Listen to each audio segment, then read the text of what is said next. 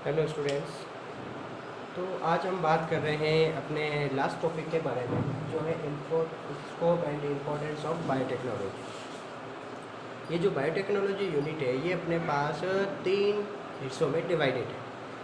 First parts के अंदर हमने बायोटेक्नोलॉजी, उसके क्या क्या इम्पोर्टेंस है और उसके क्या क्या स्कोप है, इसके बारे में हम पढ़ेंगे। ठीक है, सेकंड और थर्ड यूनिट की जो बात है वो हम अपने अपकमिंग वीडियो में करेंगे। तो इस चैप्टर का लास्ट टॉपिक है importance and scope of biotechnology. के जो आपने बायोटेक्नोलॉजी पढ़ा है, जो मैंने आपको बताया था कि ऐसे ही टेक्निक जिसमें लिविंग ऑर्गेनिज्म का यूज़ करके ऐसा प्रोडक्ट बनाए जाते हैं जो ह्यूमन के लिए फ़ायदेमंद है, उसे हम कहते हैं बायोटेक्नोलॉजी। उसके इम्पोर्टेंस क्या क्या है ना, इस टेक्निक्स को हमने क्या क्या अच्छे से डेवलप की है, तो हमने स्टार्टिंग में इसके बारे में पढ़ा। उसके बाद हमने एक डिवाइस पढ़ा जिसका नाम था बायोसेंसर, जो मैंने आपको बताया कि ग्लूकोज मॉनिटरिंग में, ठीक है, विटामिन या फोलिक एसिड ऐसा कोई रैपिड टेस्ट होते हैं उनमें इस प्रकार के सेंसर का उपयोग किया जाता है। फिर हमने टॉपिक पढ़ा था कि बायोटेक्नोलॉजी इन इंडिया के कौन कौन से प्रोजेक्ट अभी भारत में चल रहे हैं, इंडिया में चल रहे हैं, जिसके हिसाब से हम बायोटेक्नोलॉजी को आगे फ्यूचर में कैसे देखते हैं। लास्ट टॉपिक अपने पास है scope and importance of biotechnology. तो फर्स्ट इम्पोर्टेंट है इन मेडिकल फील्ड। मेडिसिन फील्ड में सबसे ज़्यादा इसका यूज़ होता है मेडिकल फील्ड में। क्यों? क्योंकि हम देख सकते हैं कि जैसे डीएनए वैक्सीन डेवलप हो रही है जेनेटिक डिसऑर्डर को ट्रीट करने के लिए। अब डीएनए वैक्सीन क्या होती है कि डीएनए से तैयार की गई ऐसी वैक्सीन जो अभी डीएनए से तैयार की गई ऐसी वैक्सीन जो जेनेटिकली इम्पोर्टेंट, मतलब जेनेटिकली डिजीज़ को ट्रीट कर सकते हैं। अभी इस पर काम चल रहा है और बहुत जल्दी इसमें सक्सेस हो गई, तो हम अलग अलग टाइप की जो जेनेटिक डिजीज़ है उसको अच्छे से सॉल्व कर सकते हैं with the help of DNA vaccine. Second, gene therapy technique. एक ऐसी टेक्निक है जीन थेरेपी जिसमें हम ह्यूमन बीइंग के जीन को चेंज कर सकते हैं। अगर हमें पता चल जाए कि इस टाइप का जो जीन है ये इस डिजीज़ के लिए रेस्पॉन्सिबल है, तो हम उस जीन को करेक्ट कर सकते हैं। अभी फ्यूचर में बोन मेरो ट्रांसप्लांट इसका एक बहुत ही अच्छा एग्जांपल है जिससे हम जेनेटिक डिसऑर्डर को ट्रीट कर सकते हैं। ठीक है, तो ये भी बायोटेक्नोलॉजी फील्ड के अंदर आती है, मेडिकल फील्ड के अंदर। तीसरा है एडिबल वैक्सीन डेवलपमेंट। ऐसी वैक्सीन डेवलप की जाए जो एडिबल हो, मतलब खा सकते हैं। मतलब जैसे ऐसे लोग जो उसमें माल न्यूट्रिशन है, हमने पढ़ा था कि उनमें प्रोटीन विटामिन की कमी हो जाती है, तो हम ऐसे वैक्सीन तैयार करते हैं जिससे उनमें इस टाइप की जो कमी है वो पूरी कर सके। जैसे मान लो किसी पर्सन में प्रोटीन की कमी है, तो हम उसको प्रोटीन का एडिबल इंजेक्शन दे सकते हैं जिसके उसके अंदर प्रोटीन की कमी जल्दी से जल्दी दूर हो जाए।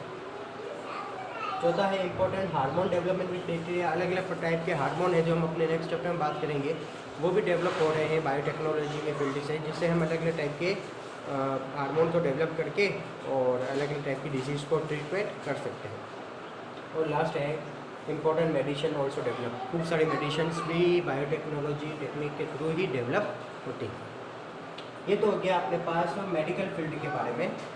सेकेंड है मेरे पास प्लांट बायोटेक। हम बायोटेक का यूज़ खाली एनिमल में ही नहीं कर सकते हैं, प्लांट में भी कर सकते हैं। तो प्लांट बायोटेक के अंदर हम ऐसे प्लांट डेवलप कर रहे हैं जो वायरस फ्री हो, बैक्टीरिया फ्री हो, और जो आगे जाके ऐसी स्पीसीज़ को डेवलप कर सके जो किसी प्रकार के जो एबायोटिक फैक्टर है, जैसे मौसम के जो भी एबायोटिक फैक्टर है, जैसे फिजिकल फैक्टर है, टेम्परेचर है, लाइट है, उन पर उसका प्रभाव सबसे कम हो, वायरस का प्रभाव कम हो, बैक्टीरिया का प्रभाव कम हो। तो ऐसे ही प्लांट को कहते हैं जेनेटिकली मॉडिफाइड प्लांट, जीएमओ। ये बायोटेक्नोलॉजी, प्लांट बायोटेक्नोलॉजी की सबसे बड़ा स्कोप है प्लांट के अंदर। ऐसे प्लांट डेवलप हो रहे हैं जो फंगस फ्री भी हैं, वायरस फ्री भी हैं, बैक्टीरिया फ्री भी हैं और अपने लिए बिल्कुल अच्छे हैं। उसे हम कहते हैं प्लांट बायोटेक। एनिमल बायोटेक में ट्रांसजेनिक एनिमल, जिसके बारे में हम नेक्स्ट चैप्टर में बात करेंगे, ऐसे एनिमल डेवलप हो रहे हैं, मतलब लेबोरेटरीज में ट्रांसजेनिक एनिमल ऐसे डेवलप हो रहे हैं जिसमें जो वेराइटी है वो अपने नॉर्मल एनिमल से कहीं गुना ज़्यादा है। और ऐसे एनिमल्स जैसे पिग्स है, काऊ है, शीप है, रैट्स है, खूब सारे एनिमल डेवलप हो गए हैं।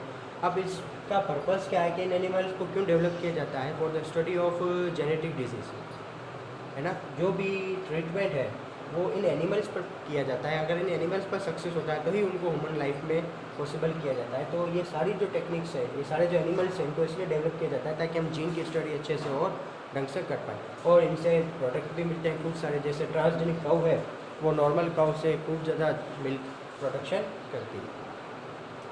फिर कमर्शियल यूज़, कमर्शियल इंपॉर्टेंस में जैसे ब्रेड है, वाइन है, कर्ड्स है, चीज़ है, ये सभी अल्कोहल है, इन सभी को बायोटेक की टेक्निक द्वारा डेवलप किया जाता है, जिनके बारे में हमने पढ़ा था कि बायोटेक टेक्निक यही है कि जो कमर्शियल प्रोडक्ट का डेवलपमेंट कर सके। फिफ्थ है एनवायरमेंटल इंपॉर्टेंस।